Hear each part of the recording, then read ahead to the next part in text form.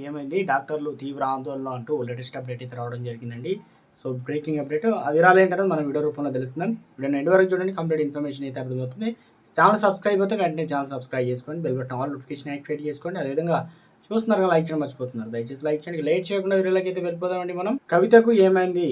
BRS అధినేత కేసీఆర్ అనగా కూతురు ఎమ్మెల్సీ కవిత ఢిల్లీలో లిక్కర్ స్కామ్ కేసులో అరెస్ట్ అయి జైలు నుంచి ఇటీవల విడుదలయ్యారు. అయితే సుమారు 3 నెలల అనంతరం ఆమె బెయిల్ పైన కూడా రిలీజ్ కావడం ఇది జరిగింది. దాదాపు నెల గడిచిపోయిన జైలు నుంచి బయటికి వచ్చి కూడా ఇప్పటికీ నుంచి ఆమె ఇంతవరకు ప్రజల్లోకి రాలేదు. ఆమె రాక కోసం బీఆర్ఎస్ కార్యకర్తలు ఎదురు చూస్తూ ఉన్నారు. ఇప్పటివరకు ఆమె నుంచి ఎలాంటి ప్రకటన అయితే కూడా వెలువడలేదు. కనీసం ఇప్పటికైనా ఆమె ప్రజల్లోకి వస్తారని ఆశగా ఎదురు చూస్తున్నారు.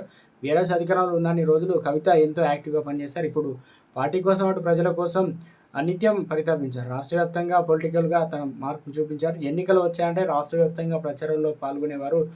అటు జాగృతి స్థాపించి తెలంగాణ సంస్కృతి సాంప్రదాయాలను ప్రపంచం నలువైపులా చాటారు. ముఖ్యంగా బతుకమ్మ ఉత్సవాలు ప్రపంచాన్ని చుట్టేశారు.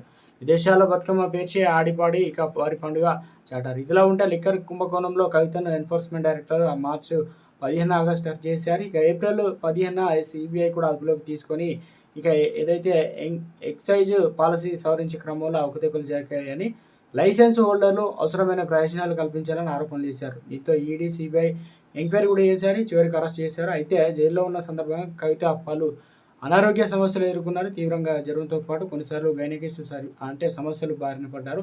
ఆమె మార్చి 15 నుంచి ఆగస్టు 27 వరకు ఉండిపోయారు జైల్లో.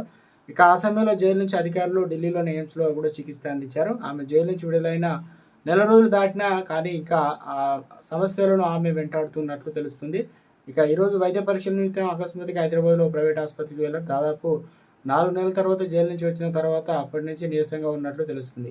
ఆరోగ్య సమస్యల నుంచి ఇంకా కోలుకోలేదని తెలుస్తుంది. బతుకమ్మ ఉత్సవాలు కవిత పాల్గొనే అవకాశం లేకపోలేదని ఇక మొత్తానికైతే సాయంత్రం ఆసుపత్రిలో ట్రీట్మెంట్ తీసుకునే అవకాశం కూడా ఉండటంతో వచ్చిన రిపోర్టుల ఆధారంగా భవిష్యత్తు నిర్ణయం కూడా తీసుకుంటారని తెలుస్తుంది. ఒకవేళ అనారోగ్యం నుంచి కోలుకునే ఉంటే కనుక బతుకమ్మ ఉత్సవాలు కొనసాగించే అవకాశం లేకపోలేదని చెప్తున్నారు. కవిత రాక కోసం ఇటు మహిళలు ఆమె అభిమానులు అయితే ఎంతగానో ఎదురు చూస్తున్నారు. చెప్పడంతో ఎలాంటి అతిశయోక్తి లేదు. మొత్తానికి